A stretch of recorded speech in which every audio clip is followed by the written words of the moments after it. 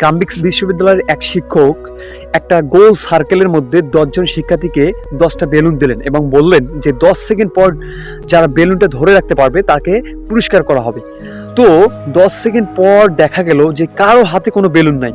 তখন শিক্ষকটা বলল যে দেখো, আমি কিন্তু বলেছি 10 সেকেন্ড পরে যারা বেলুনগুলো ধরে রাখতে পারবে তাদেরকে পুরস্কৃত করা হবে। আমি কিন্তু বলি নাই যে 10 সেকেন্ড পর বেলুনটা রাখবে তাকে পুরস্কৃত করা হবে, আমি কিন্তু একথা বলি নাই। তাই এটা থেকে বোঝা যায় যে তিনি বললেন দেখো, আমরা কিন্তু প্রায় চেষ্টা করতেছি, প্রতিনিয়ত চেষ্টা করতেছি কাকে ঠগিয়ে আমরা উপর লেভেলে চলে যাব।